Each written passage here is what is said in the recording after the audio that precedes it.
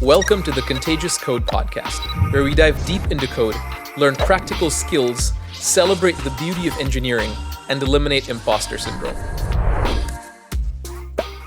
I'm Tejas Kumar, and I've been building on the web for over 20 years at places like Vercel, Spotify, Zeta, and more. Today, my guest is Donny Wals. Donny is an iOS expert who was previously working on the web platform. So he was building things with HTML, CSS, and JavaScript like the rest of us. But then, had way too many options, and it got really chaotic with all the frameworks and libraries, and maybe you can relate to this. And he said, I've had enough. And he switched, he pivoted to iOS. And in our discussion today, we spend literally the entire time talking about the differences between platforms. And this is particularly interesting because some of you maybe want to make apps, right? Not progressive web apps, maybe not web apps at all, but native iOS apps. Also, you probably don't want to use something like React Native or Xcode. Maybe you just want the native experience, right? And so in our discussion today, we really explore like, hey, if you have a background on the web, for over 20 years at places like Vercel, Spotify, Zeta, whatever. And if you want to build an app, like a native application on iOS, what would that look like? What's the difference in tooling? Like, I know SwiftUI was inspired a little bit by React, but how close is it? And so in our discussion today, we dive deep into all of that. And hopefully by the end of it, you should come away with more confidence in knowing that you can build an iOS app if you want and knowing where to start, right? That's kind of our goal here. We eliminate your imposter syndrome around iOS today with Donny. So hope you enjoy the chat. This is very much separate to my day job. And the way we can do that is through sponsors and partners, the way we can keep this sustainable. So let's take a moment to acknowledge the sponsors and partners, and then we'll get into the discussion. The Contagious Code podcast is partnered with Code Crafters. Code Crafters teaches you how to code in a really interesting way. I was going to say awesome way, which that also it is. How it works is you pick a programming language like Swift or JavaScript or TypeScript or Python, and then you pick a tool like Git or Redis or Docker or something, and it has you build the tool in the language you choose, and it guides you along the way, like write this syntax to implement that feature of this tool. And by doing this, you actually get better at both. You learn the tool intimately because you build it, and you learn the language intimately because you build the tool with it, you see. And so it's really great. They have a really generous free tier, but if you want to start paying, you can get nearly half off if you use the link in the show notes. That's tej.as/codecrafters. Hey, it's a new year. Happy New Year. We're open to a bunch of new sponsors and partners. If you want to sponsor or partner with the podcast, just drop us a note on X or go to tej.as and there's details there. But for now, thanks for sticking around. Here's my discussion with Donny Wals. Donny Wals, welcome to the podcast. Thanks for having me, Tejas. Thanks for making the time. I'm so excited, man. We spent a lot of time in Croatia, where I got to know the work you've been doing, and it's work that I think the listeners would really enjoy hearing about because it's different than what the audience is typically used to, which is web development. You used to be a web developer, and now you spend most of your time in iOS. So I'm excited to dive into what that's like and what the differences are. Yeah, that's right. It's been a while since I did web primarily. It's where I started off, and then at some point I trailed off to mobile. Where was the web when you left it? I think it was around a time Backbone was sort of just dying. Have you heard of Backbone? Of course, yeah. Wow, that's a long time ago. I think that was the time because we had React, we had Angular. And we were joking about there's a new JavaScript framework every week, and I think that joke still hasn't gotten old, so that's fun. Node was just becoming really big. I was working at a startup, and they had built their entire infrastructure on Node.js in those days, so that was probably 8 or 9 years ago, maybe even 10. Wow. And they did end up refactoring that to Python because there was too much immaturity on Node.js. But that's sort of the time where I found iOS and left web. Why did you leave web? I found the amount of tooling that I had to learn somewhat overwhelming. Because for everything, like I think even it's true now, but back then, for everything you were doing, there was 2 or 3 versions of it. And if you would go online and figure out like, do I use Sass or less CSS or something? You would have very passionate people on both sides. So it was really hard to figure out. And then the startup I was at needed an app. And I was always interested in doing mobile development. And so they asked me, like, do you want to, assist the contractor that we have on building this app? So I said, yeah, well, why not? And I enjoyed it so much because there were so much fewer options. It was just Xcode, Swift, and building what you needed to build. No extra tooling, no complexities. So it reminded me of like way back when the web was still a simple place. That's so interesting because some people like that chaos. Like personally, Mhm. me, like I agree. There's so many options to choose from. There's so many like React, Vue, Svelte, Angular, Shad, CN, Tailwind, Sass, Less, HTMX. Right? There's Mhm. so many options, and passionate people on all sides. But I don't know. It must be a personality thing. I'm just like this is fun. The discourse is fun and interesting. And of course, if I need to build something like production grade and sort of ready for workloads, I have my go-to stack. There's no moving me away from like Astro, PartyKit, and really that.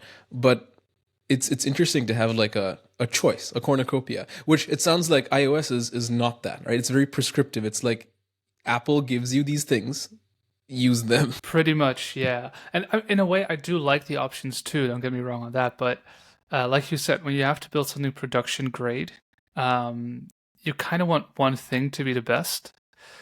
And it does feel like with a lot of things in the web, where like the best framework you can use is probably the one you know. And then maybe there's better options out there for certain scales of performance or whatever. But yeah, the one that helps you get things done, to me, seems to be the best for now. Yeah. Let's talk about iOS. And let's talk about it coming from the lens of web dev. The audience of this podcast is mostly web engineers, both front end, back end, full stack, whatever. But we live in like if it's the front end, we're talking about things like React and the UI libraries. We're talking about signals and JavaScript. If it's on the back end, we're talking about still JavaScript, Node.js, but TypeScript, Bun, Dino, runtimes, Cloudflare workers, etc. The web is big. If we Mm. move from web to native, how does, outside of just being like a single source of truth almost, what is the current state of the iOS development ecosystem? I know I read recently that there's 1.8 million apps in the App Store. Something like that, yeah. That's wild. Yeah, there. I mean, there's probably infinitely more websites because the platform is so much bigger. But if you were to like from this lens talk about the current state of iOS development, especially contrasting all the options in the web, how would you sum it up? Oh, that's a good one. So one major difference between the web and iOS is the amount of options that you have to build stuff. On iOS, basically, if you're going to build something today, you're going to use SwiftUI, unless you're somebody who's been around for a super, super, super long time and for the past 6, 7 years. No, probably more like 5 or 6. You've been refusing to learn new stuff because SwiftUI came out in, I believe, 2019 from the top of my head. So yeah, if you haven't learned anything new since then yeah, you're still going to be using UIKit. But that's about it, right? You're going to be using SwiftUI or UIKit or a mix of the two. And it is a bit of a weird time in iOS right now because they've just introduced a whole new concurrency system. So in JavaScript, you have async await, right? Super easy. It's just awaiting for promises to finish. But JavaScript, of course, is primarily single threaded. Maybe that is outdated now. I don't know. But back when I was still doing it, it was primarily single threaded, which meant that awaiting something really just is syntactic sugar for a promise. Um, in Swift, we now also got the async and await keywords, finally, a couple of years ago, but it came with a whole new concurrency system. And so you'll have apps that still use the old concurrency system and the new one. But overall, if there are more than one option, it's usually because Apple gave us a second one, and that's the one we should be migrating to. And of course, you do have your dependencies, right? Like I think Firebase exists pretty much anywhere, Supabase pretty much anywhere. So we have those on iOS too. Um, but yeah, you have less options in terms of technology. But here's another interesting thing, which I think is a lot worse on mobile, for me at least, is you have all your operating system versions that you support. So if you want to use new APIs, you have to either gracefully degrade them or progressively enhance, uh, or drop versions of iOS. So then a user that has iOS 16 on their phone can no longer download new versions of your app. And um, updates also aren't necessarily instant. So you have to submit your app to Apple. Apple will approve it, allow it on the store, and users download them typically within 24 hours because almost everybody has auto update turned on. But if people don't, well, then they have to manually update. And the old version isn't gone, right? So if you publish an update to your website and you make a bit of a breaking change, the old version of your website is essentially gone, right? People refresh the browser, maybe there's caching, but eventually whatever version of your website you were on is no longer used by people. I've worked on apps where people didn't update for 11 or 12 months, and then they would What? get angry because something broke. And literally once I spent more than a month debugging, communicating with the customer, and I was like, what version of the app are you on? He's like, version 1.2. I was like, that's like 11 months old. Go update. Like, I'm pretty sure all your problems will be fixed. So yeah, I think that's a major downside compared to the web. Yeah, that's such an interesting model. Because we could have that on the web where everything's like nowadays. So on the web, I don't know if service worker was a thing back when you were It was doing just web. coming up. Right. So now you can have that, right? Like you visit a website and using Service Worker, you just download everything to the device and the website or the web app just works offline entirely. It functions exactly like an app on your iPhone. It's literally a progressive web app. And it updates periodically if the user lets it, but it cannot. And so now I love that we're starting to see the line blur a little bit. Oh, Yeah, but Apple is not allowing Apple is the bottleneck here because they don't want I this line to know. blur because they want the iOS App Store to have its day. Yeah. It's interesting. We talk about SwiftUI and UIKit. It's interesting that these really are just the UI layer, right? So they can't ever really compete with the web outside of front end. So I think like would you say that it's more fair, more of an apples to apples comparison to compare something like not even JavaScript, right? But like React or Backbone or some UI library to Swift UI and by extension to iOS development. And the reason I ask is because on the web platform, web apps um, are big. There's a front end component, there's an API layer, like a back end for the front end, and there's even a back end. You've got to talk to some type of Redis or cache, and then Yeah. coordinate that with a database. There's the whole, which also counts as web. As far as I know, maybe I'm mixing up my semantics. I would but, agree. I would agree. Okay, in that case, would you what do you say about this comparison between like UI libraries in the web and things like Swift UI versus the web versus native? Yeah. So that is a very interesting point of view because there is sort of that layer that people see, like which is the thin layer Exactly. of UI. But then apps, they don't have backends, obviously, but they do sort of have a backend internally, which is more like you're building like full-blown sync engines, like communicating to a web server to like download data, put that into a local database, which are all things that slowly but surely the web has been gaining, and I think most of it is there now. But I think overall, the fact that in an app you have access to all the CPU cores, you can have heavy multi-threading, heavy processes. That does make it so that you can do somewhat of that complicated processing that you might offload to a backend otherwise. You can do that on device.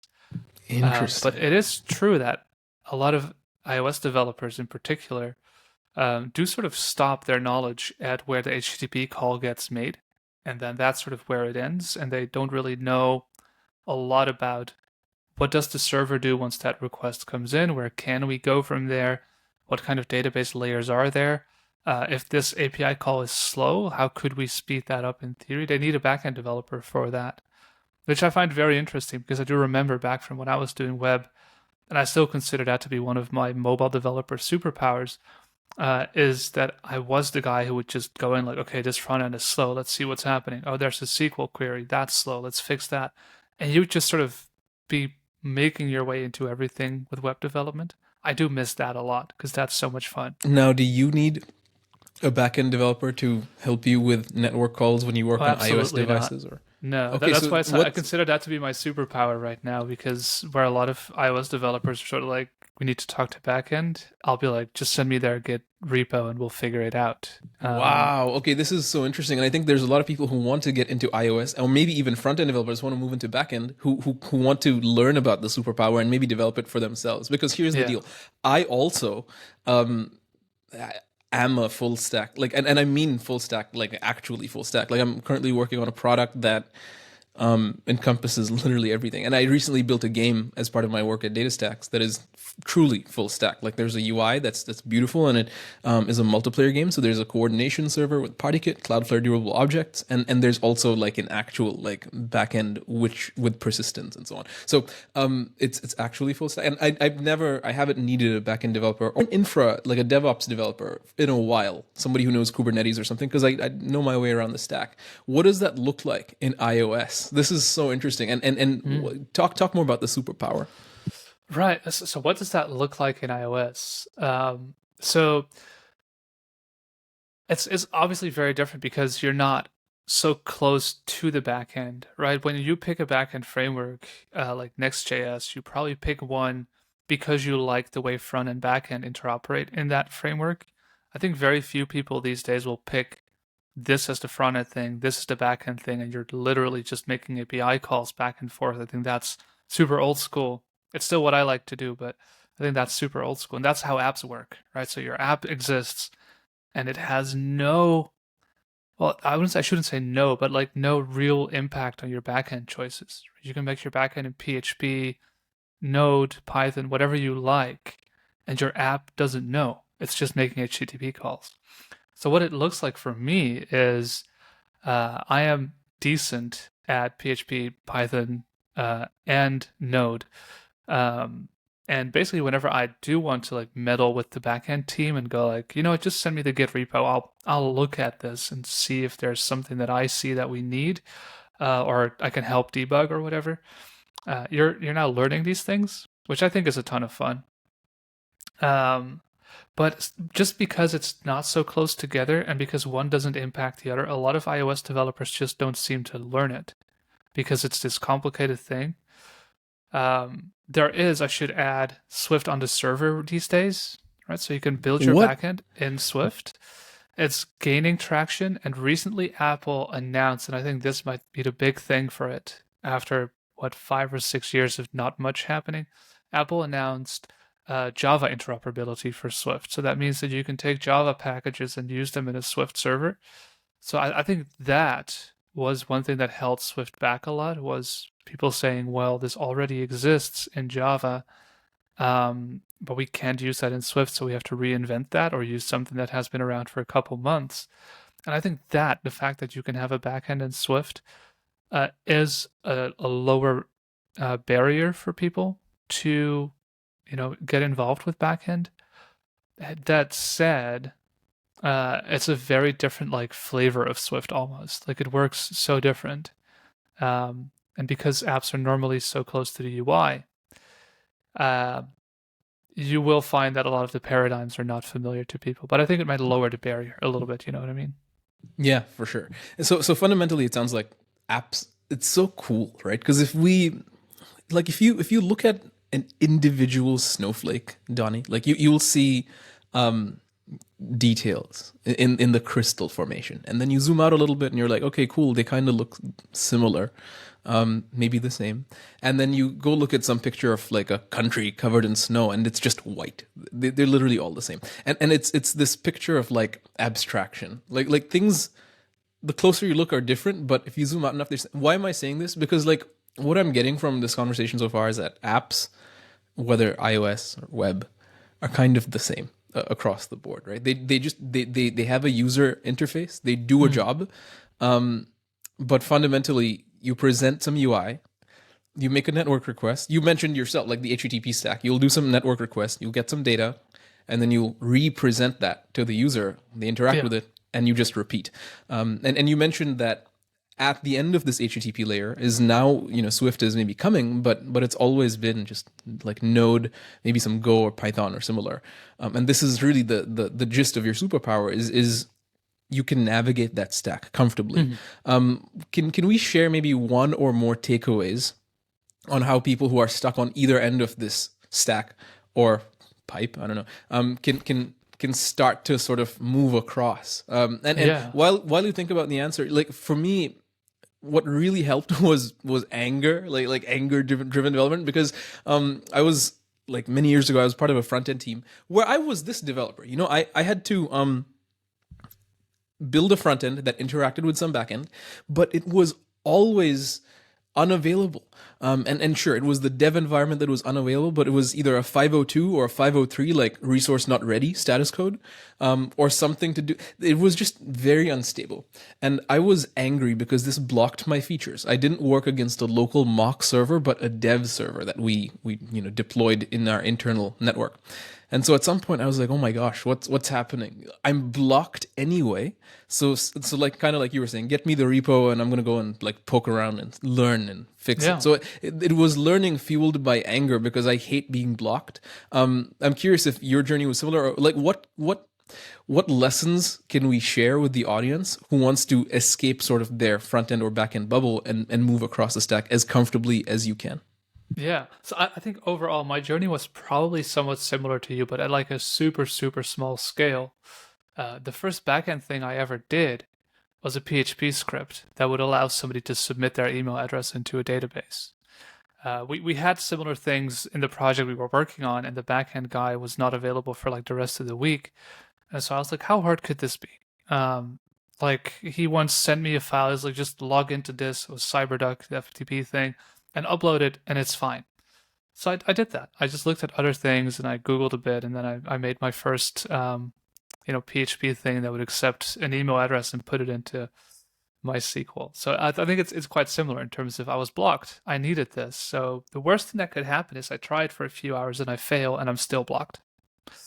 So I think if you want to get into it, there's a couple things that you could do. Like, it also depends on what you're interested in. But I think the first thing to tell yourself is how hard can it be? Because it's in the end probably the system that you're thinking of is really complicated and hard to build. But just getting like something up and running with Express.js, especially with AI tools nowadays, like with Cursor or whatever, you can just tell it like get me an Express.js server that I can send a word and it will just repeat the word back to me in a response. If you can get that going, you have a playground. Right? Once you have that, and I think that's the important part is just be curious about it, try it, and don't think about like, oh, but there should also be a database and caching, and they mentioned Redis at work and Kubernetes.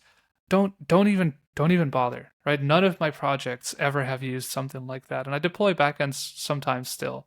Like I run a website, I run some services around it, and it's usually just the most primitive, probably unstable according to like your DevOps people. But some of these things have been running for 3 or 4 years without problems. So because they basically don't get any traffic or usage, and if they ever do go down, I'll just SSH in. There's no mission critical stuff there, right? Somebody might not read a post of mine. That's fine. I'd rather they can read it, but if I find out in the morning, I can restart the server and it's back up. So yeah, I think don't overblow it in your head. And if you're interested in a little bit more of from the app side of things, like how do things work, you can use tools like Charles, Wireshark, or Proxyman. Proxyman being the easiest to actually see like the HTTP calls that your app is making, what's in them, what's their body, what's the response from the server. If you want to get a feel for like how that part works, I think just poking into what traffic is going over the wire can be super useful too. That is so cool. Thank you for sharing that. So let's recap. What I heard was, number one, ask how hard can it be, right? Like actually, Yep. no, I take that back. Number one was realize there's really nothing to lose. I think this is really important. Like look, man, I'm already blocked. Like I'm not going to get more blocked if I try this, and I have literally nothing better to do. So why not try to unblock myself? And I want to double click on this, Donny, because like it's so important um, to for engineers to hear. It was important for me to hear this, to hear that as an engineer, you can unblock yourself. Like you learned how to code, unblocking yourself is the same. You just learn something to solve your problem and then do it. So I think that's extremely powerful. In fact, I Yeah. credit. I once had a teammate. His name is Fabian. We'll get him on the podcast. This is like one of the greatest engineers I know, and we used to work on the same team. The same team where this backend was very unstable, and I would build a feature, and I would throw my hands up in frustration, and he's like, "What's the matter?" And I say, "Yeah, the backend's unstable again." And he would look at me without any hesitation, be like, "Yeah, fix it." just like that. Yeah. Yeah, fix it. You're an engineer. What are you talking about? Yeah. And so you know recognizing actually you're never truly blocked. The only block is your mind. So that was lesson number one. You're not blocked. Go unblock yourself. And number two, don't overblow it, right? Like estimate it correctly, or maybe even underestimate it. How hard can it be? But you're not going to serve yourself by making it this huge monster. Is that accurate? Did I miss something? No, I think you're absolutely right on that one. I mentor somebody who tends to overcomplicate things. So she'll be like, I want to build this little thing on Amazon, and she'll be like, oh, but I would also have to have user logins. So I would have to have a database. I would have to have security. I would have to have caching and like she'd be like listing all these things. Which like I agree, you want those, but how about you go onto Amazon.com and you figure out how do I even run anything on here? Like just you hit the endpoint, it gives you back hello world. Boom, that's great success. Now try to get it to repeat something back to you. So you send it hello, and then it sends hello back to you. You send it world, it sends world back to you. Right? So build it up like that, and then try adding a database so that you can send it something, and then in response, it's going to send you back everything you've ever sent it. And she'll be like, how does that help me make a secure password? It's like, it doesn't necessarily, but also it does, because you're trying to go from zero to everything. Take it step by step, baby steps. It'll be both more fun because you get to celebrate all these tiny successes all the time.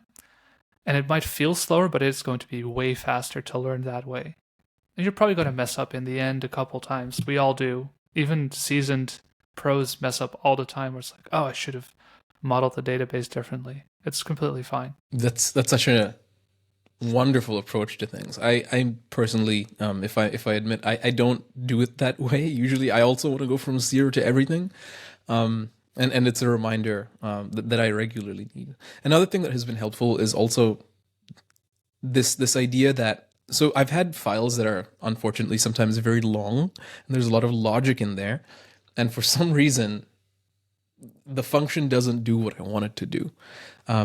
And I used to get very frustrated with this until one of my mentors, you mentioned mentoring, one of my mentors said, hey, why don't we just delete like chunks of functionality, like literally just like blocks from this function, and see when you get a different error. And it was very interesting because it's like use error B to solve error A. At one point, what they had me do was, look, you don't understand what's happening. This is a very long stateful class. So why don't we just at the very top in the constructor, just throw an error, see what happens then, and then move your throw like lower and lower until the point where you get you isolate the issue you're actually having, right? So just to add to your step-by-step approach, I think like breaking things down into smaller chunks or even starting from smaller steps has always been valuable. Awesome. Hey, thank you for that. I want to talk a little bit about iOS and SwiftUI, but like the difference there, because like, look, I think since a lot of people are web folks, they're familiar with JavaScript syntax, TypeScript syntax, maybe some Go and Rust syntax. Syntactically, if somebody was to pick up Swift and say like, build a to-do app, right? So they're going to put up some UI with a form field for your to-do and a list with your to-do items, and then you submit and it does something. In React, I think we, like the people listening, including myself, have an idea of how we do this. We return some JSX. It looks like HTML basically, right? How is Swift different? For starters, I know Swift is strongly typed and JavaScript is not. Yeah, can we maybe capture some differences between Swift UI specifically and modern UI libraries? Sure, yeah. So I think SwiftUI did draw a lot from React in terms of how it looks, and I think to some extent I used to think it was very similar in how it worked, but then I tried React recently and I felt like it was completely different.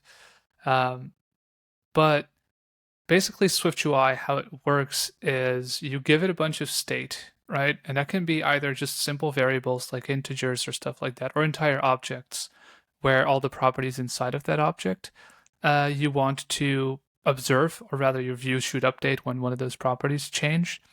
And so SwiftUI will sort of keep track of what you're using and then update your view whenever any of the things that you're using changes. So your UI is always up to date.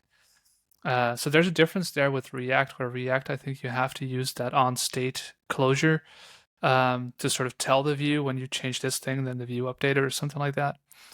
Set SwiftUI state. is set state, that's it. So SwiftUI is a little bit more magical than that. But other than that, I think the general gist of it did feel very similar. Like when it came out, and I was just learning React when I got out of the web, and I sort of always kept a little bit of an eye on it. So when it came out, it felt very similar in that it's very natural to break your views up into like smaller components so that you don't have a big view that observes all the state, because then everything is going to redraw all the time. But break it down, and now suddenly you have these tiny components observing isolated pieces of state. So it's very similar in that way. Then you have the strong typing. And I think that's sort of where things get really funky in Swift, because suddenly you can't just pass one to something that expects a bool, right? Or the word true to something that expects a boolean. In JavaScript, these things kind of tend to work out, I believe. But in Swift, they really don't, because the compiler just won't let you. In that sense, it's quite similar to TypeScript. We even have a similar escape hatch where you could make something any, where you just tell the type system, this could literally be anything. But then SwiftUI itself is going to tell you, you can't just pass anything here. It has to be a view, or it has to be a Boolean. So you're very much stuck in that type system. It does feel like the feedback loop in Swift is better or faster or something like that. Like when I did a TypeScript project not so long ago, it felt like it was really holding me back when it was yelling to me about types, even though I should be comfortable with Interesting. types. It felt very much like it was trying to hold me back. I was just like, just take it, accept it. I know it works. It's just you won't let me deploy this now because now you're doing all the verification. But with Swift, it's always instant, so you immediately know when you're That's messing up. that's really, really interesting and surprising for me to hear, given that TypeScript runs in the code editor and will give you like red squigglies when you mess up.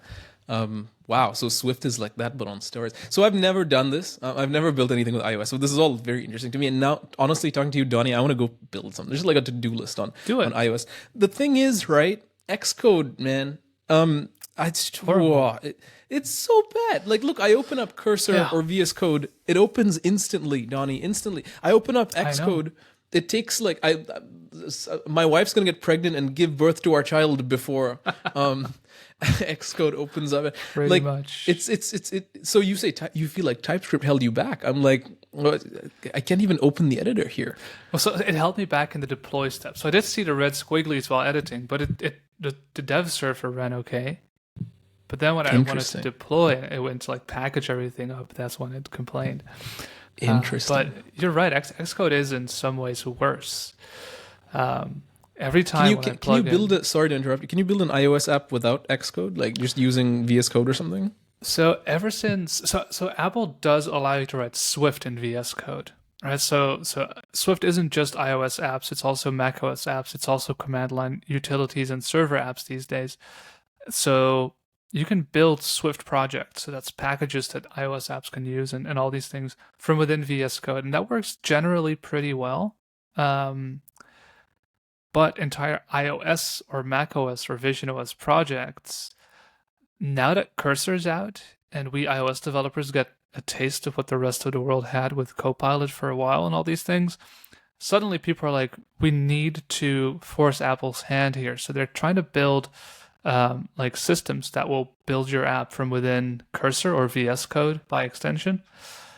And it kind of works, but Apple put a ton of stuff in Xcode. And once you try to not use Xcode, you realize how much Xcode is really doing. to get your app to build in like an acceptable amount of time. Because doing it from outside of Xcode is extremely tedious and slow, because Xcode keeps caches of like which files have already been built before, which ones have changed, and all of this stuff. So getting that into like a tool like VS Code, I'm pretty sure people will be angry enough to figure it out at some point. But we've had Xcode for such a long time now, we still haven't figured it out. People are trying though. I actually somebody added a shortcut to cursor, so that when they would hit Command R, which is the build and run shortcut in Xcode, it would switch their IDE to Xcode to build and run the app, and then switch back to cursor. So it would almost feel like you never left at all. Yeah. I love that. I love this human ingenuity where they're just like, look, I can't, but I'm going to find a workaround. Yeah. It's interesting. Okay, so only Xcode is the one that can. So you can't do like a command line build Well, and you run. can, right? So everything is driven by command line features. The issue is that to get the same commands to run as what Xcode would run is pretty complicated stuff. Like I said, Xcode will keep track of which files have already been built. It will cache them in a certain location and then tell the build command, like, here's the cache, here's this, here's that. So if you look at the build output, the build logs from Xcode, they're like super long and complicated commands. And I'm not even sure that everything is fully callable from the command line. Like most of it is. You can do command line builds from Xcode. But then I think even just attaching a debugger is like non-trivial. Yeah. Okay. So let's walk through this journey now. We want to build something with iOS, on iOS. Excuse me. And Yeah. So okay, let's say we got past Xcode. That's great. So I'm going to open this up. There's templates like basic app, blank app, whatever. And then I'm just going to start writing. Is that true? Yeah. Like with web, you've got to like npm install. So I just start writing. I start writing SwiftUI, and is there built-in components for buttons and texts and Yes, things? and so this is one of the things that appealed to me back then was, so I don't need to figure out how am I going to write CSS and then what's going to build it. It's all there, right? So when you make a new project, it's all there. You just hit Command R, it's going to build and run, and you'll have Hello World up on your simulator in like 5 seconds after Xcode finally launched and everything. And then you have built-in components for buttons and all of this stuff. You can do some limited styling, like you can set tint colors, accent colors, and all of these things. So now you get the look that you're after. Interesting part in the look is that on the web we tend to design a lot of things, although I think we are at a part, I think, like a time now where a lot of things are similarly styled. Right? You can quite easily tell when somebody used Tailwind or Bootstrap or all these things. On iOS, it's like everything uses the SwiftUI component library, so everything looks the same, and Apple wants it that way. You're, of course, allowed to design whatever you want, but Apple very much encourages people to not over-design their apps. So, yeah, you don't have a lot to do there. And, yeah, I think for a lot of components, there's something built in. So actually, an interesting difference in mindset between iOS developers and web as well is on iOS, we're like, oh no, a third-party dependency? No, I'd rather not. Oh, just only for a button? That's ridiculous. Who would pull in dependencies for buttons? Whereas on the web, I think almost everything is a package these days. So it's like, oh, I need a button. I'll pull in 3 packages, one for the font, one for the colors, one for the shape of the button. Oh, actually, let's add a 4th one just to put them together. Which I think it's a hilarious change in mindset because they're both so extreme in some way, which I do really love. What's the equivalent of div? Because like in the web, there's this meme, right? Div soup. I just put everything in a div, a div, a div, a div. It's this classic container element. In SwiftUI, you mentioned you have to import things like buttons and so on. Is it in React Native? This is called a view. It's the same. It's just a big empty rectangle. What's that called in SwiftUI? There is none, right? So we have view, but you don't really group elements together in a div like that. Like I know what you're getting at, but it just doesn't work that way. This is so interesting. And I think that's mostly because CSS, of course, positions everything relatively. And SwiftUI does that too in a way, but the layout system is very different. Because I think Apple probably looked at the web and they said, what's the most complicated thing the web does? And that is to, Centering a div. so you know what the default is for the layout system in SwiftUI? What is it? Everything is dead center. So if you just put text in an empty view, it's going to be perfectly centered on the screen. Because they knew that's the hardest thing on the web. Exactly. And then if you want it to be aligned elsewhere, you can tell it to like align trailing, align leading, align top, align bottom. And I think in CSS, the way that elements like to position themselves is, I think, by making themselves as small as possible. In SwiftUI, a view is offered a certain size. Like it will be told like you can take the entire screen, and then it can decide to be smaller or not. But they always start out with like the full screen, and so I think that's why they don't need divs as much, because it's such an inverse way of thinking about layout. Yeah, but I mean, a div is a division of that big Fair screen enough, space, fair right? And at some point you need to divide. How would you do, like if you wanted to do a header, I don't know, with your like to-do list form and then a UL or a list? This is so alien. I guess I just have to play, man, because like it's Yeah. it So I think seems what like you would do is such a probably the same as what you would do in React, except in React you can use divs. We can't. So if I were to try and make a reusable component header, right? So this is the header view. I would make a new SwiftUI view, call it header, and then that's placed there. I think that's probably the closest to what you're asking about. You make your own custom view, and that becomes that reusable group of stuff that now belongs together somehow. I see. How does layout work? On the web, we have flex and grid and inline block and inline flex and all Yep. this stuff. I'm hoping that in iOS it's a lot simpler. It is, right? So I'm not sure what the equivalent from the web would be. But I think most elements are, for better or worse, like display block, right? So they don't naturally want to go next to each other or appear like they would within text. So they're all sort of their own block thing. By default, views are placed in the center of their containing view. Then if I want to stack views vertically, so have one below the other, I can use a component that's called a VStack. And so that will take all of its child views and lay them out one below the next. Or if I want to have two views next to each other, I can use something called an H stack, horizontal stack. Wait. So just to get this really clear for the listeners, a VStack is like, to speak CSS, is like display flex and then flex direction column, Pretty much, and the yeah. H stack is like display flex. Pretty much, yes. Awesome. That's so cool. This is so good to know, because this is so transferable, you know. And now if somebody starts building on iOS, they've got it. Yeah. Thank you. Yeah. And the confusing part is going to be they're not the exact same. They're similar enough to establish that baseline thing, and then there's tons probably of like slight differences. Like I think a flex box would actually, if it sort of goes beyond the screen, would go to the next line, right? Oh, is that a setting? I think it is a setting. I've seen it happen anyway. SwiftUI doesn't do that, right? So VStack is just going to go on the horizontal axis, just one next HStack. I mean, Yeah. one next to the forever other. without wrapping. Forever Right? without wrapping. And But that's the same as flex. You You've got to tell say flex to flex wrap. right? Yeah. Yes. So that does not exist at all in Oh, SwiftUI. Yeah. how? So if you want things to wrap, how would you do it? You would have to write like a wrapping algorithm yourself? You would, yeah. Or there is a thing called grid, and I think that kind of somewhat allows you to write UI code to calculate this yourself. But generally speaking, you just don't do that on mobile. However weird that sounds, like you just What do you design mean? things What so that if you they have- don't. But what if you have like a dynamic length list of cards, right? And you maybe do like 50-50 width on each card.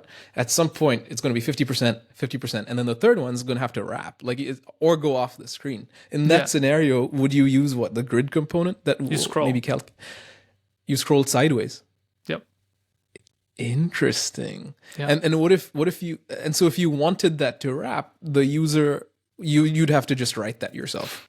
Yeah, you'd have to go figure that out yourself. So you would have to That's like get access to the layout system, like how much room do I have? How big is each child? Where does each child go?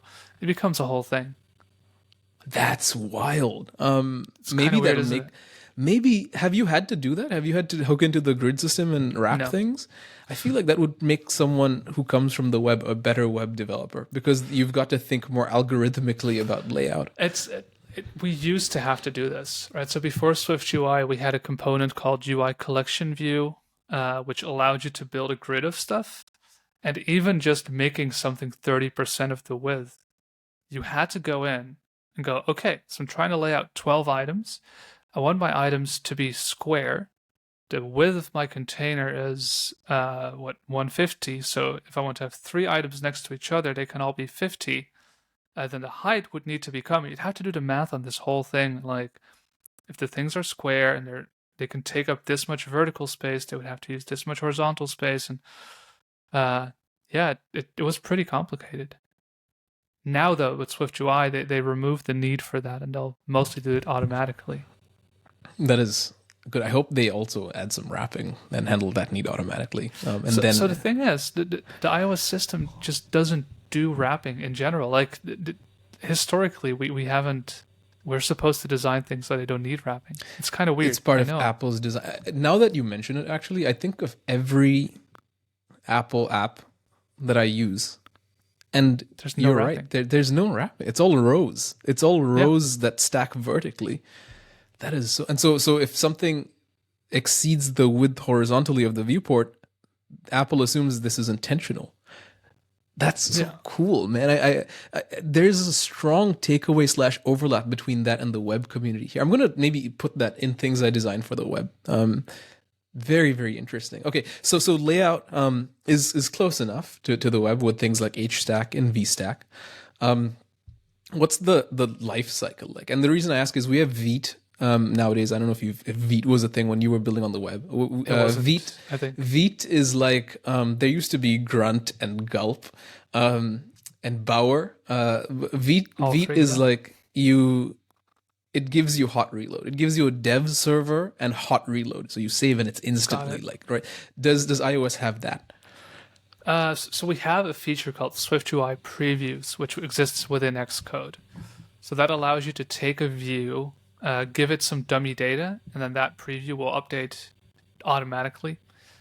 It works beautifully for like projects with 2 or 3 screens, but they have to build your entire app to function. And so almost every project inevitably reaches a point where previews kind of stop working. People are trying to get around that by like splitting their projects up into like tiny packages so that in order to show preview, all you have to do is show a tiny package. And we have an open source tool called Swinject or Inject for Swift that allows you to have hot reloading on iOS, even with SwiftUI. But it's not something that Apple provides. So typically what you'll find yourself doing is rebuild your app, navigate to where you want to go, see if it looks how it should look, and then continue. And so it's a very tedious process, especially for large apps. Interesting. But to be fair, the web also doesn't give us hot reload. It's something that developers and third parties made. Yeah, but there's like a ton of options. And I think that's where the open nature of the web versus the super closed thing on iOS, it's not trivial to do on the web, but there's like so many people that can do it. So there's at least a handful of options out there historically that do it, I think. Yeah. For iOS, there's one open source thing, and then there's Apple's previews, and that's it. Do you ever feel like constrained? I guess you mentioned earlier constraints are a good thing because you don't have this like analysis paralysis with many choices. But at the same time, like it keeps you in one garden, the Apple garden. But you can't, as far as I know, build the same thing that works for example, with things like Expo, right? You can build for the web, for iOS and Android, all with one code base. And of course, with that comes a bunch of complexity and lots of decisions. With like native Swift iOS development, as far as I know, you can't like reuse Swift UI applications on the web or on Android, although I would love to be proven wrong. Do you feel somewhat like you're missing out? Do you have FOMO for like other platforms now, or do you prefer like living in your little Apple house? Yeah, so that's a great question. It depends on my mood. So one thing that we get though with SwiftUI, which is really nice, is we can build for the watch, iOS, visionOS, iPad, and the Mac all with one code base. So we get everything in the Wow. Apple ecosystem. But let's be honest, not everybody needs that. So that's really nice on paper. But I think the practice of other tools allowing you to build for anywhere is also really cool. And I'm lucky enough to be my own boss, to do my own projects, right? So I don't have an employer that tells me I can only do iOS. So I do love to like go out every once in a while and do some PHP work for my blog, or to do a little dummy project with, whatever seems to be hot at the moment. Like not too long ago, I used Next.js to build a tool for iOS developers on the web, because Apple imposed some new requirement on people that was very tedious and annoying to do. So I was like, you know what? Let's give this web thing another try and do some stuff on the web. I really enjoyed like the open nature of it. It felt very open, like there were so many options. I did feel like if I didn't already have all the knowledge I did, how would I even have decided or figured out where to start? Because I pretty much set out like I'm going to use React. I want to use Next.js. Turns out Next.js pretty much forces you to use React. So that was a nice coincidence. But yeah, I kind of knew what I was looking for. But at the same, it felt like all these options. Like how do you tell? Let me ask you a question. How do you tell beginners like where do they start? It's a good question. It depends on where they're coming from, right? Like if they've never done anything ever on the Yeah, web so ever. completely new developer. Oh yeah, I'll tell them just HTML, CSS, and JavaScript. Start there. Cool. Just no framework, no library, because those are layers on top, right? And if you, I've been a strong believer always, Donnie. If you understand the underlying mechanism of things, then your ability to iterate with excellence on top of those things is Totally enhanced. agree. And so. Yeah. And so, like, I'll be like, here's some semantic HTML, and I will literally, I've done this before. I've had them design like their resume, a literal doc. HTML is a document language, so I'd have them literally just like create a document. Yeah. Great. Okay, now look, does this actually look the way you want? And then be like, no, it's got Times New Roman and serif fonts. Yuck. And so then I'll be like, let's make it look better. Let's add some CSS. Okay, so then we learn some CSS, and then finally, we'll be like, okay, but what if you had a contact form right here? What if they didn't have to click a mail to link, which in some cases is actually better. But what if you had a contact form that's interactive, and then we'll dive into JavaScript, and that way we Yeah. get sort of our feet wet. And what's beautiful is by doing this, we start to also understand the limitations of things. For example, by doing HTML, we'll understand the need for components, like you mentioned, like having reusable chunks that you can just Yeah. embed. And by using CSS natively, we'll start to understand, oh man, this cascade thing is very difficult. And I'm writing these rules like I'm writing display flex a lot. How can we get more atomic? Tailwind. And of course, with JavaScript, we'll be like, oh, same thing. These are not reusable functions. They're not testable. Oh no. And then we'll be like, yeah, but look, with React or some component system, like a function's just a component's just a function. You can test it. Yeah. And so like all of that is part of the conversation, which I feel like is easier in Swift, right? Based on what you're saying, because it's right there. Like there's no need to use three different languages for this. Yeah. You just use the one language. Yeah, and it doesn't go much deeper than that. So I'm very glad to hear that people are still teaching like the basics, because it felt to me like with all this stuff that's on top right now, like do people even still learn to write like plain old HTML? Like is there still a use for that? Because I do love that still. Like even when I make a super simple website, I will often just write HTML and CSS and then get yelled at by my friend who's like, you should have used this or that. I'm just like, dude, it took me 1 hour to write. It's going to be up for 2 months, and then I'm going to take it down. I really didn't want to Yeah. learn any frameworks or anything for this. Yeah, that's why exactly, Donnie, that I'm such an advocate for Astro as a framework. Ultimately, like this is so for me, the journey starts with HTML and ends with Astro, because Astro is exactly that. Like a .astro file is just HTML, and any .astro file containing HTML becomes a module. It becomes a component that you can then compose into other Astro files, and you can have interactivity if you want, but you don't have to. But Astro is like, from what I've seen, the library framework with the most true to the platform model that exists.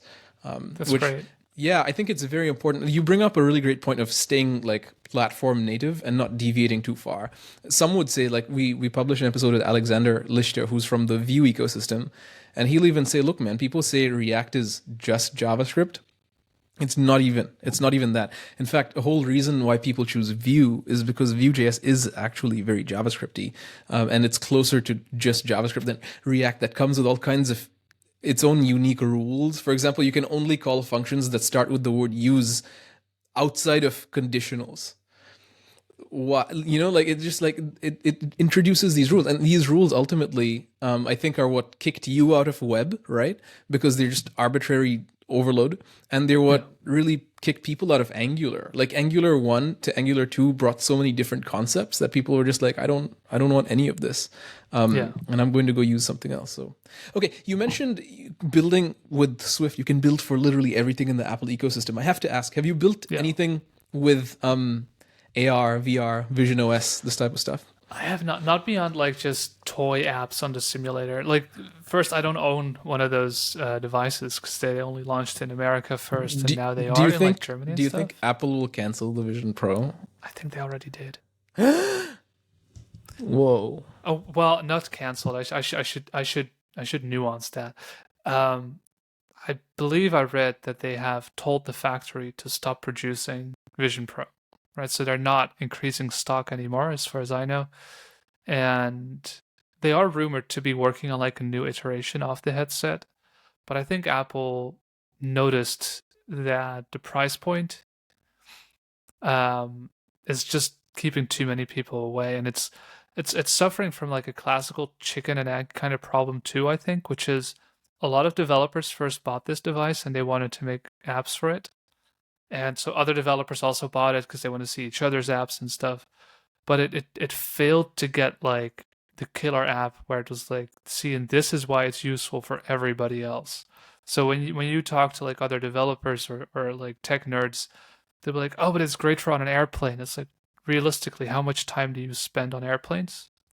Like you and me, we go to conferences, so for us it's probably a lot. But for other people, it's like maybe twice a year, 3 times a year, for like maybe an hour. Um, and so not often alone on planes too. Like, can you imagine being on a plane with your wife and then go like, I'm gonna go to my Vision. You enjoy this 12-hour flight on your own. No, come You on. no way, right? So I think those kind of things, it's like it's great for a certain group of people, but it doesn't have that app that makes it a utility for everybody else. And I think Apple probably hoped that they would have it at launch and that people would be willing to spend all this money. I think they did a great job showing what they can do with tech, though. Like, I tried one, it looked pretty friggin' promising, but it just wasn't. Other than like the screen quality, it didn't feel like it was necessarily better than other headsets. So I think Apple's just kind of back to the drawing board a little bit, trying to figure out how to make it accessible to the rest of the world at probably like a better price point and just more ergonomic overall. Maybe, I don't know. Yeah. Anything with AR? Like, what's the wildest thing that you've built with Swift? The wildest thing that I've built with Swift. Yeah. So I didn't build this from scratch, but I worked on an app that allows you to make a 3D scan of your entire interior of your house. And it's actually being used by construction companies as well. So what they'll do is they'll get on site for an existing building, maybe, where they're going to do huge renovations. They'll walk around with an iPad or a modern iPhone, and they'll make a 3D scan of the insides, which is centimeters accuracy. I think maybe even better than centimeters, but I don't want to like overestimate the capability here. And they'll just have like a 3D model that they'll then load into like AutoCAD or something, and then actually do like their designs based on that. And they'll make scans throughout the process to have like layers, so they can like see through walls eventually. Like, that's the end goal once the building's done. Now Wow. maintenance can actually go through and see through the walls and see like, oh, here's where the pipes are um, in that model by just sort of ripping open the wall essentially virtually. So that was a really cool thing to be a part of, and to me that was probably one of the wildest things that I've been a part of. Another thing, very different level of wild, is a project that I'm working on right now with someone else. It's a visual synthesizer. So it's like you have 8 keys that you can play, and each of them plays a different shape on the screen, and then each shape is like pre-configured to rotate or move in a certain way, or to like shade through certain colors. And it's like I'm terrible at playing it, but the guy that's like owning the project, he's built this once in like the 70s and then again in the 80s. Like he's built this a couple times for different hardware. And he'll be like live painting with that thing. It's like crazy. It's so cool to see.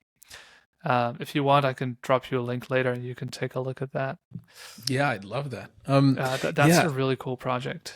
So it sounds like the real unhinged, or maybe not unhinged, that's the wrong word, but the real like exciting maybe stuff happens in spaces where there's usually VR or AR involved. Like being able to see through walls, like you mentioned, or playing this visual synthesizer game. Mhm. Both involve camera technology. Um, Interesting. I'm asking because like there's probably people listening who will go like, I want to build something exciting. I want to build something wild. Yeah. What can I do? And it sounds like that's the direction, right? Like leverage things that use the camera in novel ways.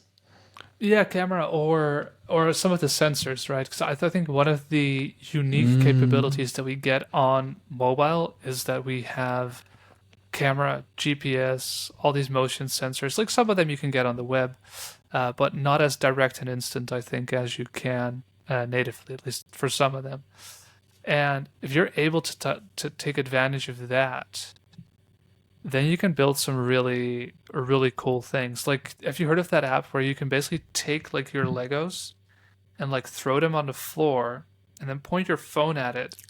It will scan what's in there and it will give you a suggestion on what to build. Wow. I don't remember the name of the app. I would have to look it up, but that Whoa. one, that demo that I saw was so friggin' cool. Because like, who doesn't Wow. have like a bucket full of Legos somewhere stored in their house? Yeah. Where it's like I don't even know what to build with this anymore. That is wild. And that has to be some type of generative AI functionality. I think it's not even that necessarily.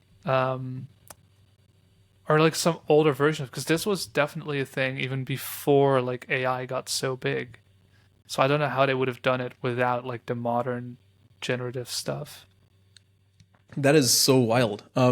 Wow. I also saw this app where I think it was a Vision Pro app, but honestly, there's no. I think this is why also, just as an aside, why the Vision Pro is failing, because like you can do everything that you can do with a Vision Pro with your phone's camera. Like it's just like wearing a phone Yeah. camera on your face. That's $4,000. Like it doesn't make any sense to me. But I saw this app where somebody had a game with their vacuum cleaner. Did you see this? And like they suck up I these little think I augmented did. reality dots to make sure they clean their room fully. That's cool. I would love to either use Mhm. that app or build it. Again, harkening back to the camera. Okay. I have some more questions for you, Donnie, because this is all so interesting for somebody who comes from the web engineering space. How's the job market?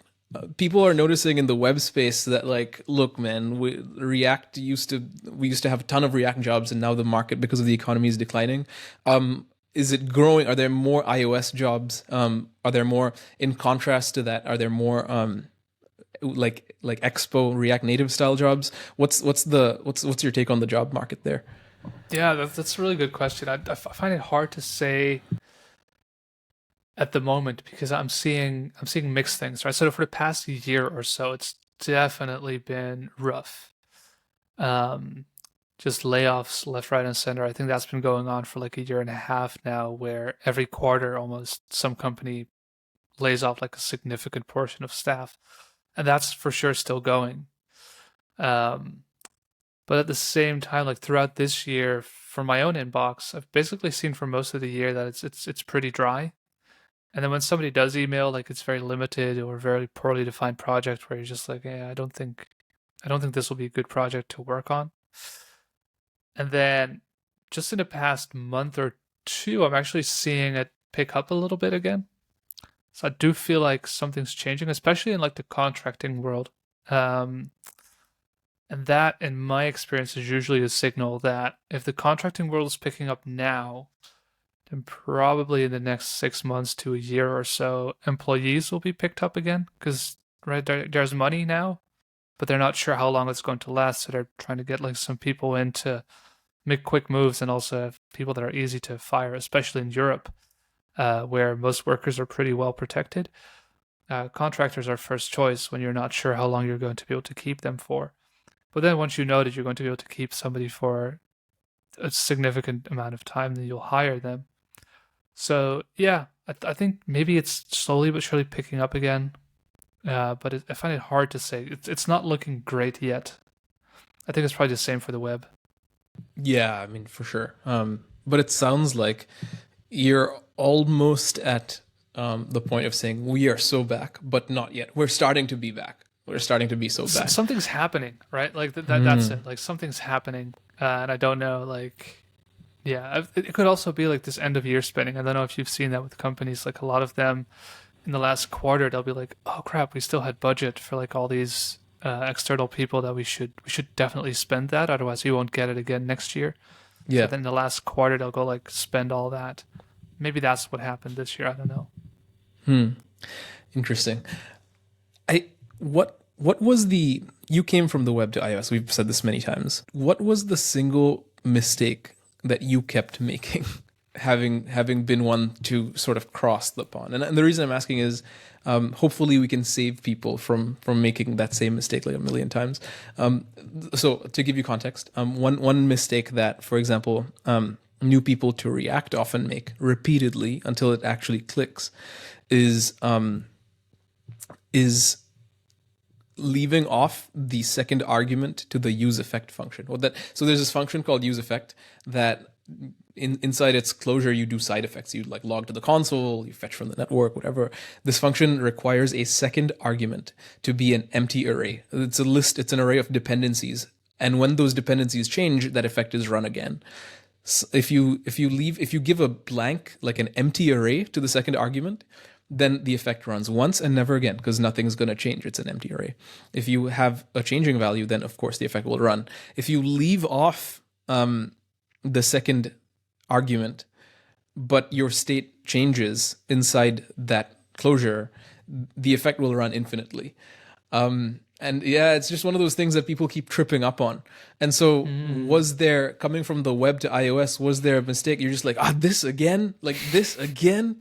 Is it maybe wrapping elements because they wrap on the web? Like, I forgot this, things don't wrap. I'm Mm. so curious about like what was it that you went like, man, this again. Until now, you probably a seasoned iOS developer, you don't make that mistake anymore. Yeah, so I think most of the mistakes that immediately come to mind are ones that no longer exist, right? Because I came into Swift and iOS when we were still doing UI kit apps. But one thing that I found very interesting that to me was easy to learn, but to everybody else was really hard. And I think it was because I knew CSS. So any layout system was easier to me than CSS because CSS without Flexbox, I'm sure you remember, was a lot harder with like floating diffs and all that stuff. Anyway, iOS had this thing called auto layout, where you can basically say this element should be positioned relative to this other element, and then like the leading side, the left side from this element has to be laid out against the trailing side from the other one, so the right side, and that would put them next to each other, and then you can specify like a margin to apply. So it was very manual. And that system was added later, and the default for the system was to not use that. And so if you would apply layout constraints to say this should be laid out like that, and you didn't explicitly opt into that, it would quietly fail. So things would just look off, and you wouldn't know why. So there's actually a running joke, or used to be, amongst iOS developers about setting a property called automatically translates auto layout constraints or something like that. It was a super long name too. Um, and if you didn't set that to true or to false, things wouldn't work. And so that was one thing that I forgot almost daily. It's like, why does the layout not? Oh, okay, I remember. The other thing is we used to have a component called a table view. So when you have a list of scrolling items, it's also a fun difference between web and iOS. On the web, if you have 1,000 items in a list, all of them are sort of in the DOM or in memory, and you scroll through them, and then the DOM is supposed to optimize that things aren't super laggy. On iOS, we have a table view, which will figure out like how many rows in this table fit on the screen, and then it'll keep like 2 more in memory, right? So that when you scroll, you have the next 2 loaded in. And it reuses cells. So it literally takes the view component that you had at the top, and once that goes off screen, it will move it to the bottom. And then it's up to you as the developer to reset the state on that view. So if you had like a toggle in that table view cell, the user would toggle it on. It's supposed to be off by default, but the user toggles it on. And the system moves it from top to bottom, it will remain on. So it doesn't make a new version of that view. It'll just literally take the visible thing, move it to the bottom. And so you had to reset that. I'm sure you can imagine that that is a mistake that everybody used to make too, where you wouldn't reset or wouldn't properly reset your views. So that's one that I made a lot. And then I'm trying to think of one that's more SwiftUI related. But I think the biggest mistake that I and others make with SwiftUI a lot is around state modeling. So having a too big object, like too much state into a single view. And up to this year, if you had that, so if you had like 20 properties in a state object, and then your view only uses 2 of them, it's still observing all 10. So if any of the 8 remaining ones that you're not interested in would change, SwiftUI is going to recompute that view that didn't actually use that one property. So that is a very common mistake that I used to make too, until I started like profiling performance and I started to understand why things would perform badly. Yeah. Awesome. Yeah, and that's extremely helpful. I think that problem you share about too much state, or not finding the right level to encapsulate your state is very analogous to web engineering as well. In fact, Probably, yeah. it's slightly different with React in particular, because React has this hook called use state, where they encourage you to not think in state objects but state scalars. So use state 1, use state a string literal. So not an object but a scalar so value. very primitive, yeah. And this is interesting because for each time you call that function, you get back a state setter. You get back a set state. And so you could have like 8 different set states and set state different times in a component until you go like, what's happening? You lose sight of it. And in this case, actually one object is superior to that because that's way too atomic. But then that presents another problem where, okay, now my object is too big. And so then how do we reason about splitting this apart? And I feel very at home when you mention those issues. Yeah, and it sounds like for you it's similar to us, where things get really complicated and weird when you have 2 child views that both need to look at the same state, which is owned by a parent view, but the parent view doesn't use that state other than giving it to the 2 child views. That can be a weird situation where it's like, this has to exist on the parent, but the parent really doesn't care about any of this. Yeah. But the 2 children do. So it has to be owned somewhere. Is there such a thing as context in SwiftUI? So in React, like you could avoid what you just described as prop drilling, where you just drill like from a high level to a low level of components. You just like drill your props all the way through components that don't even maybe care about them. They just pass them through. In React, there's this thing called context, where you declare a context in like module scope and say this is the context, and then parents don't need to pass that down. You just add one context provider at the top of your application, and then any child underneath it can read values from it, right? Using like a getter, like a get from context function. Does that exist in SwiftUI? Yeah, so we use something called the environment for that, and that generally works okay. It is a little bit frowned upon because in some cases what you'll find is if you don't put something into the environment or you forgot, your app will just crash instead of using some default, which a lot of people don't like. You can set defaults to some extent, so you can usually avoid it, but it's considered somewhat of like a sharp tool that really shouldn't be used too much.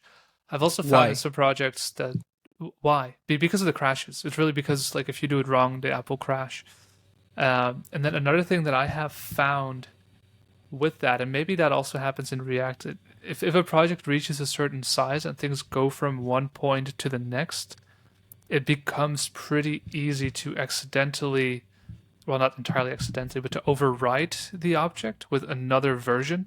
So, for example, if you have a user object, and a user object is passed from like the top to the app everywhere else, so you put it in your context or in your environment, then what can happen is if you have some view where you show another user and you're like, oh, okay, so this thing usually draws the profile screen, so I take the one user, but here I want to show another user, so I'll inject a new user into the context. From there on out, it's being carried as the canonical user, as the one user for that, right? So for the next tree of views to build, and so it becomes pretty easy to like override something somewhere and then to want it to be the original again further down the line, but it's been overwritten, and so Yeah. that's why it often it is more work. It looks ugly, but it does make it more clear where things come from when you explicitly pass them Yeah. and do the drilling. It's yeah, I'm But not a fan of either, to be honest. so you mentioned a good use case in an application that's contextual and the context depends on user authentication. Do you actually then just like pass the current user all the way through to every component? So for that, what you'll typically see apps do instead of passing it through context or environment is to have a singleton, for example. So you just have a user session shared object that you can grab from anywhere. Oh, and you can mutate it. You could, yeah. Okay, interesting. Yes, so Yes. React like heavily condemns like mutating state for reasons that we can probably assume. Yeah. So the nice thing is like you have your state in another object and then you can mutate it there and other objects can just observe even the shared thing. So that also works. It's got its cons as well, right? Just like how environment would have cons. Um, and I'm honestly not entirely sure that there's like a sort of agreed upon best approach. I also know some people will separate state into separate objects and have all their logic in these objects too. And I think that's where things start to differ a lot uh, from React 2, because a lot of the logic is bundled alongside your views, I believe. The logic will be in these model objects, and then the model objects create other model objects, so that user session gets passed around through the model objects and not necessarily in the view layer. That's another What thing people do. options what options do we have for debugging and specifically like performance monitoring? And the reason I ask is on the web, if I compare like the things that I'm familiar with React or whatever, right? Like so let's pick on React. It has custom a Chrome DevTools extension where it will show you like here's your component tree, here's the state of each component that you've selected, and they have this feature which will highlight like re-renders, and they also have a profiler where you can see flame graphs of your render tree to whatever depth you want. Outside of the React Chrome extension, there's just the browser itself as a runtime has the same thing, flame graphs and profiling. You can leave marks, you can get long tasks filed for you. What exists in the Swift ecosystem and runtime to help with optimizing performance of Swift Hmm. applications? Yeah, so there's a lot of layers to that. So we obviously have a console. Like anybody has a console that you can just print to, which I think is always like the first step in debugging, is just print something, see if that happens, and from there figure out what to do. We also have something called breakpoints. I think JavaScript does support that too, where basically you put a breakpoint, you can pause your program, and then you can run debugger commands. So you can say, oh, what's the current value of this property? What's the current value of that property? And so that's how you can sort of verify, like, okay, at this point in time, is my program in the state that I expect it to be in? Then in terms of memory performance, we have something called a memory graph. So you can pause your app essentially, it will go into like the RAM memory and figure out what's in there. And then you can see which objects are there. So for all your models, you can see like, oh, I have like 18 different instances of user where I expected one. Right, so that's a problem. And then you can go figure out like how can that happen. We also have tooling that shows you RAM usage over time, CPU usage over time. You can see what all of your threads are doing. So we have a separate tool called Instruments. Instruments will connect to your app and it will analyze what your app is doing on a CPU level. So if you're calling a function, it will see that you called that function, that the function was running, where it was called from, like the entire call stack is going to be there. So you can see in the long run how much time within 10 seconds of my app, how much time is spent in each of my functions. So that can show you like slow code. So if I'm doing a process where I'm fetching data from the network, transforming that into objects that I can use, and then displaying them to the user, I can take a look at that entire process and then see every function that's running during that process and how long it took. So I can see exactly what's slow, and I can see what thread it was running on. So decoding JSON is notoriously slow on iOS in Swift. And so if you do that on the main thread, your app is actually frozen. So you have to offload that to the background if it's slow. And you can easily discover that with a tool called Instruments. And then Instruments has all kinds of tools, like also for memory leaks allocations. But the one that I find interesting next to the CPU one is the one that shows me SwiftUI re-renders. So it will show me which views redrew. And I can from there figure out like, what happened, which state has changed. It won't tell me that outright, so I have to go into the code and figure it out from there. But these are the tools. They're pretty extensive. I guess that's a huge value proposition for building with, and the reason they can Yeah, do that also is because it's such a, for lack of a better word, it's such a closed system, right? for Like sure. Yeah, it's and so you know the ins and outs, whereas we can never probably have something like this on the web because it's such an open system. Like, it blows my mind. You talked about the upgrade problem earlier, where people don't upgrade their apps. It blows my mind, Donnie, every single time that a website made in like 1983 will just like work today. yeah, That's wild. And I think it's for that reason exactly that we can't have such nice things like that on the web today, because it's such a volatile, disjointed system compared to Apple's like smooth, cohesive system. Awesome. Hey, when we spent some time, and I'd love to start maybe wrapping up with this. When we spent time together, you seem to not just be an iOS guy, but a hacker. Like I you guess. showed me this crazy thing that you had that, and I want to dive into this a little bit because I think this is, I think there is a leaning towards hackers in the audience. And by hacker, I don't mean like black hat. You're not like crashing planes or whatever, but like we were at a hotel and you didn't have your room key because you copied your room. I don't know if I'm allowed to say this, man. Oh, you have, yeah. What is that? For those listening, he's showing me a device on the screen. Can you speak so you appear on the screen? And maybe talk about what this device is. That's very Yeah, of interesting. course. Yeah, so this is a Flipper Zero, and it's a radio frequency hacker tool. It's basically a pen testing tool, like, or a play tool. It's more of a toy, but it allows you to do things like read NFC cards and copy them. It also does things called iButtons, infrared as well.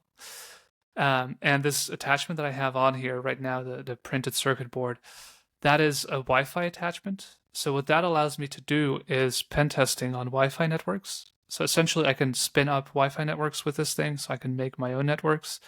I can test whether or not my network is vulnerable to deauth attacks. So what that means is basically you flood the router with all kinds of bogus requests, and as a result, everybody that's connected gets removed from the network. And so this one only works on 2.4 gigahertz networks, but it that's where like smart devices live. So if you have an alarm on Wi-Fi that uses 2.4 gigahertz, somebody could use this to kick your alarm off of your own network.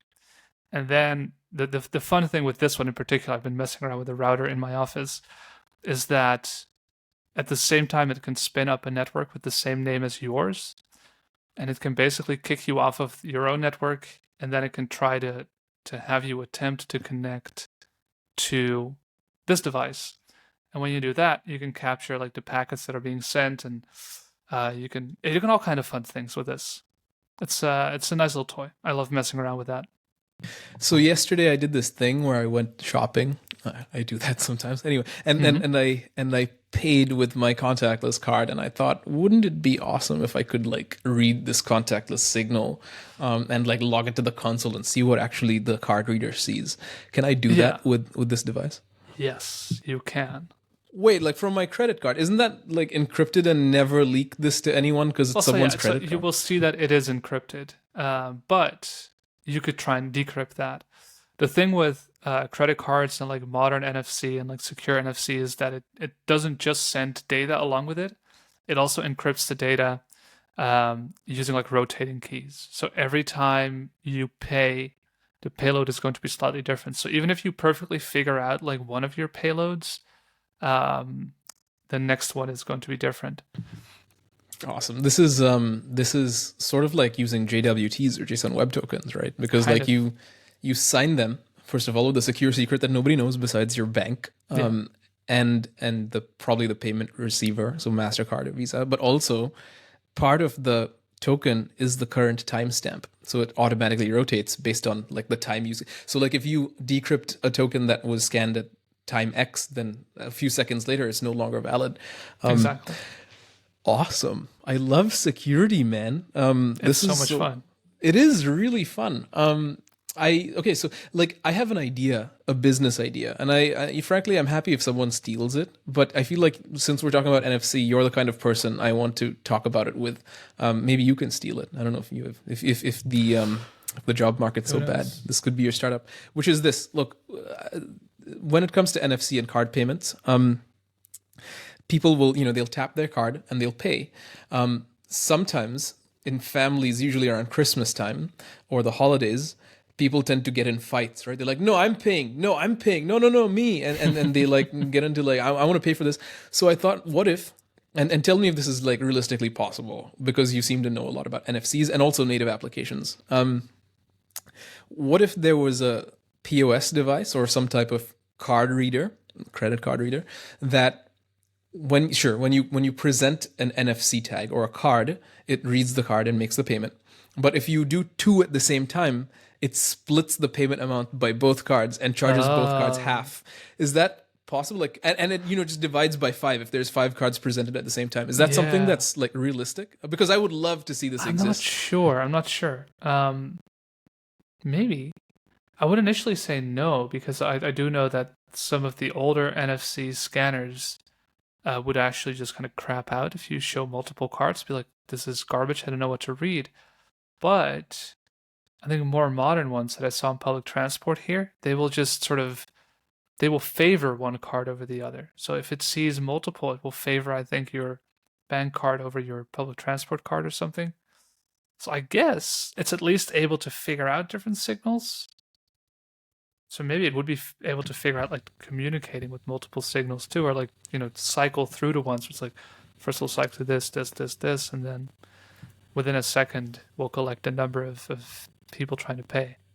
Yeah, because like if you can prioritize one over the other, then surely you're seeing both, right? Exactly. Yeah. Fantastic. This warrants more research. I'm going to look into it and maybe build it if I get enough time. Okay, I want to talk to you rapid fire for the final portion, and then we'll wrap up. Rapid fire. You can't think. There's no time to. Yeah, just speak without thinking. And these are really honestly just basic, but we'll see how we go. Tabs or spaces in Swift? Spaces. Okay. The most overrated iOS framework? Swift Data. Swift Data, okay. The best iOS feature to show off to web developers? Can't think, but I have to. The debugger, I think. Yeah, okay. I like, but we have the debugger in Chrome, man. It's the same. You can leave breakpoints and. But you can't see the CPU cycles. That's true. Can you? No, and we also can't see what's it called when the CPU time slicing. We can't see like when it will do that, when it will quote unquote pay attention to other things and context switch. Okay, your biggest I can't believe this still doesn't exist in iOS complaint. There are so many. I'm trying to think of one that like makes the most First sense. one that comes to mind. You're not allowed to think. First one that comes to mind. I can't believe Swift concurrency isn't finished yet. Like I talked about in Okay, the beginning, the async await stuff. They've been building it out for 3 years, and it's still three not years. done. Yeah, I mean, Wow, for publicly for 3 years, and it's still not fully wild. done. They're trying to change stuff, so I can't believe they're not done with that yet. Hopefully soon. The feature you would steal from Android. Notifications, I think. What? We have notifications in iOS. What's wrong with We do, iOS? but the management and control center is pretty bad. Android supposedly does a much better job at that. Control Center is awful. The new Exactly. one is awful. It's just so bad. Okay. Excellent. The biggest time saver in your workflow. Oh, With Xcode, we need to save time. yeah, I would say cursor AI, but I'm trying to think of something slightly more interesting. I started doing this stupid thing recently. That one might actually be it. Where for projects I open frequently, I've now made bash aliases. So I just type the client or project name into my terminal, and it will open all the windows that I need for it. So if I need Xcode and something else, it will open both of them. That's It's not very a huge interesting. time saver, but it's really cool. I mean, yeah, it sounds very very cool. But I guess so. You invest the time because you make an alias and then you just like press your alias. Mhm. Awesome. All right, I want to have you look into a crystal ball, Donnie. Um, I wanted to ask you a simple question.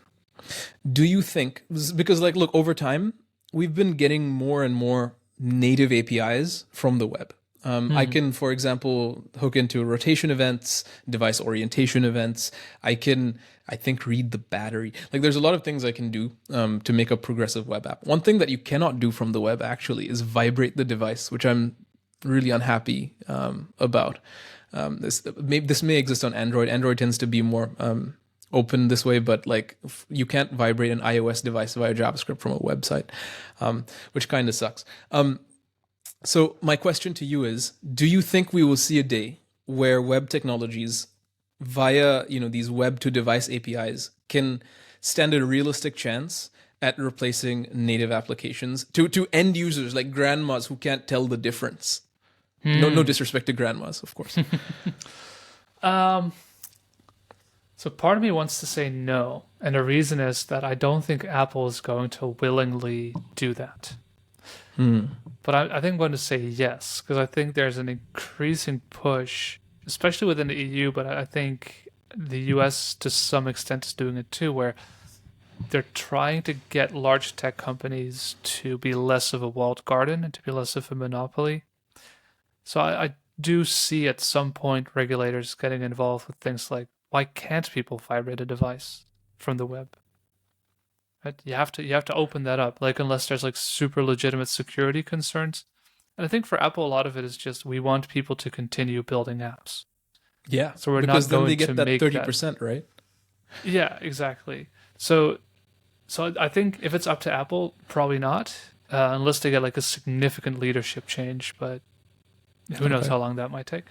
But Yeah. I think there might be a more general push towards stuff like that opening up. Man, I'm happy. I will receive that because I tell you what, I built a game recently, Donnie. I mentioned this earlier, and it's a web-based Hmm. game, but it works on iOS devices. It feels like an iOS app. The only thing missing is feedback via vibration and Yeah. haptics. And I tried, but it's not available. And so I hope that and push notifications via the web. I don't know if this is supported yet in iOS. I think it is. But there, So there was a weird condition on it. 'Cause I think Apple had to as part of like remember when they opened up to like alternative app stores. I think push notifications came out alongside that, but with like a super weird requirement where it was like, yeah, nobody's going to use that now. I forgot though. Like maybe there was talk of them doing it under some condition. I don't remember. But it's worth if you haven't looked at it recently, like in the past 5 months or so, take a look again because maybe they okay. changed it. Awesome. Well, listen, Donnie, I just want to take this moment and thank you so much for coming on the podcast, man. Like it's been such a good discussion. And like the whole point we do this, right, is to help inspire and motivate people to get out of their comfort Sure. zone and build something awesome. And also understand things in depth. And it's extremely clear that you understand iOS and the Apple ecosystem in depth. It's so clear that you come from web and you bring with that this ability to like navigate the stack fully. And I think it's no small feat at all that you shared so much with people, and you've personally inspired me to go build something despite Xcode's startup time, That's just great. to see how SwiftUI feels. So on behalf of myself and everyone listening, thanks so much for coming on, and I can't wait to see Yeah. what we build. Thanks for having me, man. This is so much fun. Thank you for joining my discussion with Donny Wals. Okay, so what are we building? We clearly have maybe a starting point with iOS. What's that thing that you wanted to build that maybe now you can? Let us know by commenting on the video, or on Spotify or Apple, or even on X, where you can find me at TejasKumar_. If you're learning from and or enjoying the podcast, then a great way to support it with really, I think, no cost to you is to comment, like, and subscribe on the video on YouTube if you're watching there. If you're listening on Spotify or Apple, then if you can leave any review you want, up to 5 stars. I said up to because if you think it's worth one, then do that. It would help discover the podcast for other people, because these things weigh into the algorithms and rankings and things. So if you found value, then the impetus is to share that value. And in sharing that value, you make value discoverable to more people. So I just ask you to do that. Hey, thanks so much for sticking around.